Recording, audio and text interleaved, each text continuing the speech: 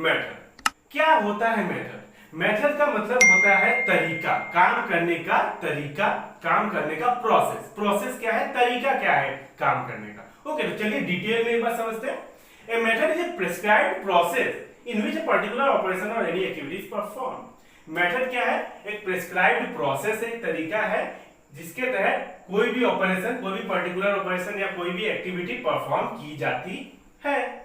Systematic way of doing a job, एक systematic तरीका होता है काम करने का। Okay, the manager decide in advance the common way of doing a job. Manager advance में डिसाइड कर लेता है कि किस तरीके से काम होगा। ओके, प्रोसेस क्या होगा। ओके, फॉर एग्जांपल आप मान लो यहाँ पे लिखा हुआ वैल्यूएशन ऑफ डेप्रिसिएशन, तो डेप्रिसिएशन निकालने के तरीके हैं मान लो एक स्ट्रेट लाइन मेथड या फिर डिमिनिशिंग बैलेंस मेथड। तो कौन सा तरीका अपनाया है वो पहले ही एडवांस में तय कर लिया जाता है। ओके, मैनेजर पहले ही तय कर लेते हैं ताकि एम्प्लॉय कंफ्यूज ना हो। नहीं तो कोई एम्प्लॉय बोलेगा ये वाला मेथड करते हैं स्ट्रेट लाइन, कोई बोलेगा डिमिनिशिंग करते हैं, ये तो वो कंफ्यूजन ना आए उसके पहले ही डिसाइड कर लिया जाता है कि इस बार ये वाला मेथड चलेगा। Okay, there is no doubt in the mind of employ. देखो, देयर इज नो डाउट, कोई डाउट रहता नहीं है फिर। ओके, कि एक बार अगर डिसाइड हो गया कि कौन सा मेथड चलेगा तो बस कोई डाउट ही नहीं रहेगा एम्प्लॉय के माइंड में।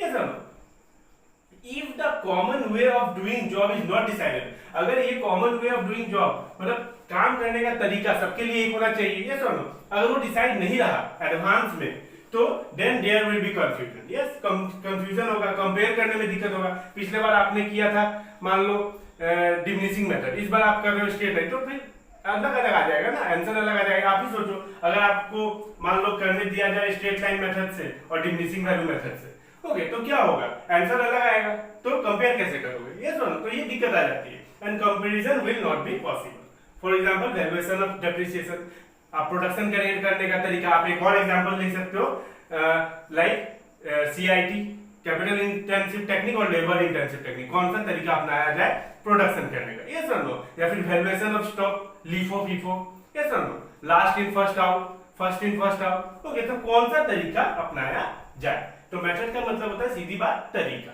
काम करने का process. Features, selection of right method, save time and money, save time money and increase efficiency. अगर सही तरीका अपनाया जाए तो टाइम भी बचता है, ओके, पैसा भी बचता है और एफिशिएंसी भी आती है काम में। Method vary from task to task.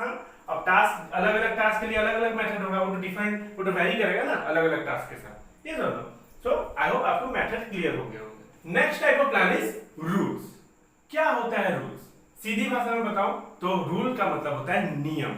नियम का पालन करो, नहीं करोगे तो पेनल्टी भरनी पड़ेगी, ये समझो। सो डेफिनेशन पे आता है, rules are specific statement that inform what is to be done.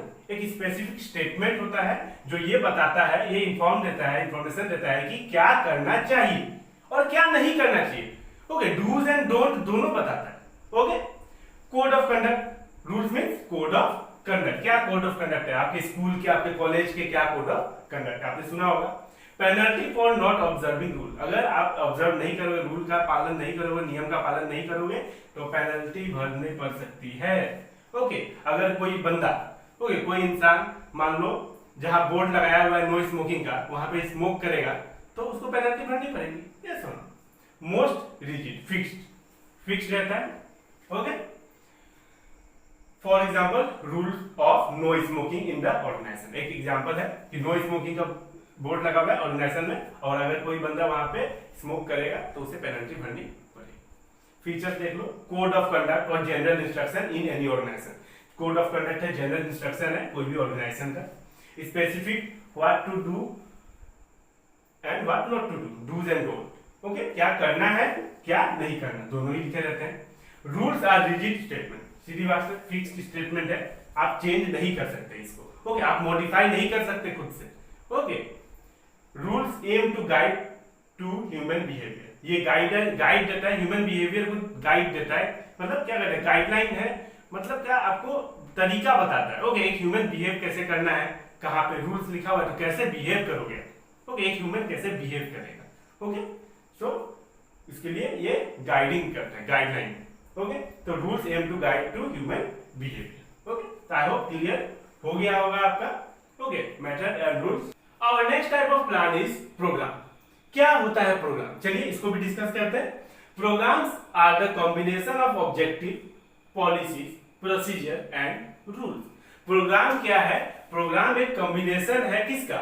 Objective का, पॉलिसीज का, प्रोसीजर का एंड रूल्स का। आप बोल सकते हो a set of objective, policies, procedure and rules is known as program. Okay, अब प्रोग्राम कब बनाए जाते हैं? जब नए सिरे से, ओके, स्टार्टिंग से जब कुछ नए सिरे से कुछ नया स्टार्ट होता है ना, तब प्रोग्राम बनाया जाता है। आप कुछ अगर नया करने जा रहे हो तब प्रोग्राम बनाया जाता है। For example construction of shopping mall, आप कंस्ट्रक्शन करने जा रहे हो एक शॉपिंग मॉल का, या फिर आप ओपनिंग ऑफ न्यू डिपार्टमेंट, एक न्यू डिपार्टमेंट खोलने जा रहे हो, ओके, मान लो प्रोडक्शन डिपार्टमेंट एग्जाम्पल। ओके, तो आपको प्रोग्राम बनाने पड़ेंगे क्योंकि प्रोग्राम में पूरा सेट इंक्लूडेड है। ओके, अगर मान लो एक न्यू डिपार्टमेंट बनेगा, एक प्रोडक्शन डिपार्टमेंट बन रहा है नया से, तो उसका ऑब्जेक्टिव होगा, उसमें पॉलिसीज होंगे, कहां से रॉ मटेरियल वगैरह आएंगे। ओके, फिर आपका प्रोसीजर होगा, किस तरीका से काम चलेगा स्टेप बाय स्टेप, उसके रूल्स होंगे। तो प्रोग्राम क्या है? पूरा सेट है। इसीलिए आपको अगर कुछ नए सिरे से कुछ नया शुरू करना होता है तो प्रोग्राम बनाना होता है। और प्रोग्राम क्या है? एक सिंगल यूज प्लान है। क्योंकि मान लो एक बार आपने सोचा कि आप एक डिपार्टमेंट बनाने जा रहे हो, आपने प्रोग्राम बनाया और डिपार्टमेंट बनके तैयार, प्रोग्राम खत्म, अब उसका कोई काम नहीं है। ओके, सिंगल यूज प्लान है। ओके, तो all this plan together form a program, ये सारे plan together form a program. Okay, the program are made to get a systematic working in the organisation. अब आप ही सोचो, जब ये पूरा सेट मिल जाएगा तो ऑर्गेनाइजेशन में काम कैसा होगा? सिस्टमेटिकली होगा कि नहीं? जरूर होगा। ओके, फीचर्स देखो, detail statement about the project, project का पूरा डिटेल स्टेटमेंट, पूरा प्रोग्राम बनाया रहता है। ओके, कि उसके ऑब्जेक्टिव क्या होंगे, उसके पॉलिसीज क्या होंगे, उसके प्रोसीजर क्या होंगे, रूल्स क्या होगा, ये सब हम लोगों ने सारा चीज डिस्कस किया है। ओके, आप देख सकते हो इससे पिछले वाले वीडियो। ओके, सो हम लोग हर चीज डिस्कस कर चुके हैं। ओके, तो detail statement about the project. Okay, project आपका मान लो आप न्यू डिपार्टमेंट शुरू करने जाते हो, production department. Prepared for various activity, अलग अलग एक्टिविटीज के लिए प्रोग्राम प्रिपेयर किए जाते हैं, जैसे कंस्ट्रक्शन के लिए, ओके, और न्यू डिपार्टमेंट ओपन करने के लिए। आप बोल सकते हो आप एक नया ब्रांच ओपन करने जा रहे हो, आपका ऑर्गेनाइजेशन है मान लो, वो नया ब्रांच ओपन करने जा रहे हो। ओके, आपका ग्रोथ हो रहा है तो प्रोग्राम बनाने होंगे। Ensure systematic working in organisation, और सिस्टमेटिक वर्किंग कंडीशन रहता है ऑर्गेनाइजेशन में, ये सब। तो प्रोग्राम क्या है? आपको याद रखना है, a set of objective, policy, procedure and rules is known as program. Okay, number 8 type of plan, last type, अब आ चुके हैं अंतिम पड़ाव। Okay, budget. क्या होता है बजट? ओके, अब देखो, आप सोच रहे हो एक फंक्शन है आपके घर पे। ओके, मान लो कुछ फंक्शन है आपके घर पे।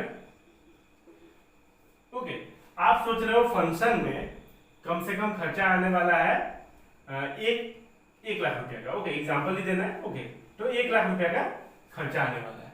ओके, तो यही है बजट। आप बजट बना रहे हो कि हाँ 1 लाख रुपया में काम मेरा हो जाएगा, ये फंक्शन 1 लाख रुपए में निपट जाएगा। ओके, सो यही है बजट। ओके, अब देखो क्या लिखा हुआ है, budget is a statement of expected result expressed in numerical term. Expected result, आप एक्सपेक्ट कर रहे हो कि हाँ मेरा इतना में हो जाएगा। ओके, एक्सपेक्टेड है ये। ओके, मतलब एक्चुअल नहीं है।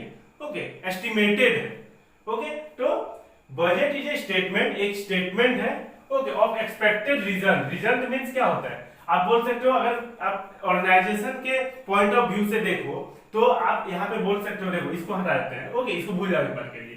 ओके, अब ऐसे तो समझ में आ ही गया है कि नहीं कि बजट क्या होता है। आप मान लो कुछ फंक्शन होने वाला है आपके घर पे, आप एक मतलब हिसाब लगा रहे हो कि कितना खर्चा होगा, मान लो 1 लाख रुपए में आपका फंक्शन हो जाएगा। वो क्या है? आप बजट बना रहे हो। क्या है वो? बजट है। ओके, अब उसको अब देखो, अब यहाँ पे देखो क्या लिखा हुआ है, budget is a statement of expected result. Means result मतलब क्या होता है? प्रॉफिट। ओके, ऑर्गेनाइजेशन का प्रॉफिट ही मेन होता है, रिजल्ट होता है ये सब। तो रिजल्ट कैसे आता है? Income minus expenses equal to profit, है कि नहीं? Income minus expenses equal to profit. तो इनकम भी आपका एस्टिमेटेड ही होगा, एक्सपेंसेस भी एस्टिमेटेड ही होगा, तब ना एस्टिमेटेड प्रॉफिट आएगा या फिर एक्सपेक्टेड रिजल्ट आएगा, ये समझो। तो आप एक बार के लिए क्या कर लो कि आप एक बार के लिए कि हाँ मेरा इनकम इतना हो सकता है, आप एक्सपेक्ट कर लो, है कि नहीं, एस्टिमेट कर लो कि मेरा इनकम इतना हो सकता है, मेरा एक्सपेंसेस इतना हो सकता है, एक्सपेक्टेड इनकम, एक्सपेक्टेड एक्सपेंसेस, और इसका क्या निकलेगा, इनकम माइनस एक्सपेंसेस प्रॉफिट। यही क्या है, रिजल्ट है। ओके, एक्सपेक्टेड रिजल्ट है, क्योंकि ये सब एस्टिमेटेड है ना, बजट एस्टिमेटेड ही होता है। ओके, बजट बनाया जाता है किस लिए, कि हाँ अनुमान लगाया जाता है कि मेरा इतना में काम निपट जाएगा, मेरा कोई फंक्शन है या फिर मुझे कुछ शॉपिंग करनी है, ओके मान लो कुछ फंक्शन है, शादी वादी की शॉपिंग करनी है, तो उसमें मेरा इतना में काम निकल जाएगा, बजट बनता है। ओके, तो समझ में आ गया, एक्सप्रेस्ड इन न्यूमेरिकल टर्म, और न्यूमेरिकल टर्म में होता है, सीधी बात है कि नहीं, 1 लाख 2 लाख 5 लाख जो भी हो, ओके न्यूमेरिकल टर्म में होता है। तो बजट इसलिए बोला गया कि budget is a statement of expected result, means expected result means expected profit, और एक्सपेक्टेड प्रॉफिट कैसे आएगा, इनकम माइनस एक्सपेंसेस, मतलब इनकम मतलब expected income minus expected expenses equal to expected profit, okay, या फिर estimated profit. Okay, estimated income minus estimated expenses equal to estimated profit। Okay, budget facilitate comparison of actual result with the plan one. देखो ये क्या है, compare करता है, okay, कि आपने जो प्लान किया था बजट, वो आपका कंपेयर हो रहा है कि नहीं, मिल रहा है कि नहीं आपका एक्चुअल रिजल्ट से। आपने किया था मान लो कि हाँ 1 लाख रुपया में मेरा फंक्शन निपट जाएगा, तो उतना में हुआ कि नहीं। ओके, तो budget facilitate comparison of actual result with plan one, जो आपने प्लान किया था, as they are expressed in numerical term, क्योंकि न्यूमेरिकल टर्म में एक्सप्रेस्ड होता है। Okay, some important budget used in organisation are, organisation में क्या क्या बजट बनता है, सेल्स बजट है कि नहीं, कितना सेल्स होगा, आपने बजट बनाया कि हाँ इस बार इस महीने का मेरा सेल्स बजट हो सकता है मान लो 20 लाख। ओके, तो ये हो सकता है 10 लाख, ये बस जस्ट एन एग्जांपल में दे रहा हूं। ओके, अब मान लो प्रोडक्शन बजट, इस बार आप बना रहे हो प्रोडक्शन का कि हाँ इस बार मेरा प्रोडक्शन करने समय कितना कॉस्ट लग जाएगा, कि प्रोडक्शन बजट मैं बना रहा हूं, मेरा इस बार का प्रोडक्शन बजट है 15 लाख। ओके, तो ये एक एग्जांपल हो गया। कैश बजट, कितना कैश होगा, तो हर चीज का एक बजट होता है। ओके, बजट बनाया जाता है पहले, ओके, एस्टिमेटेड होता है, वो एक्चुअल नहीं होता है। ओके, तो आई होप आपको क्लियर हो रहा होगा। एग्जांपल भी मैंने बहुत आसान वाला दिया है। ओके, कि आपका कोई घर पे फंक्शन है और आप क्या बना रहे हो, आप अनुमान लगा रहे हो कि हाँ ये फंक्शन 1 लाख में निपट जाएगा। ओके, तो आप क्या बना रहे हो, बजट बना रहे हो, सिंपल। ओके, फीचर्स, फीचर्स क्या होते हैं, फीचर्स मतलब फीचर्स देख लेते हैं बजट के। Okay, features statement of expected result, statement है एक्सपेक्टेड रिजल्ट के, एस्टिमेटेड रिजल्ट के। Okay, budget are prepared by managers at every level, हर लेवल पे बनाया जाता है बजट, लेकिन उनको पता है ना कि कितना लगेगा। मान लो अब मैनेजर को पता है ना कि कितना लगेगा प्रोडक्शन में, है कि नहीं। मान लो टॉप लेवल भी बनाएंगे तो पूरे ऑल ओवर ऑर्गेनाइजेशन का बजट बनेगा, है कि नहीं, तो टॉप लेवल वाले बनाएंगे, ऑपरेशनल लेवल में भी बनाएंगे कि कितना रॉ मटेरियल चाहिए, ये सब। सो सुपरवाइजर, ये सब सबऑर्डिनेट। ओके, सो क्या है, budget are prepared by managers at every level, हर लेवल पे मैनेजर्स प्रिपेयर करते हैं बजट। ओके, तो आई होप आपको क्लियर हो गया होगा। अब पूरा 8 के 8 हम लोगों ने खत्म किया। ओके, और साथ ही साथ चैप्टर भी खत्म। अब चलिए मिलते हैं नेक्स्ट चैप्टर में। ओके, तब तक के लिए सपोर्ट करते रहिए। अगर आप लोगों ने चैनल को सब्सक्राइब नहीं किया तो प्लीज चैनल को सब्सक्राइब करो, मुझे सपोर्ट करो, और वीडियो अच्छी लगी हो तो 1 लाइक प्लीज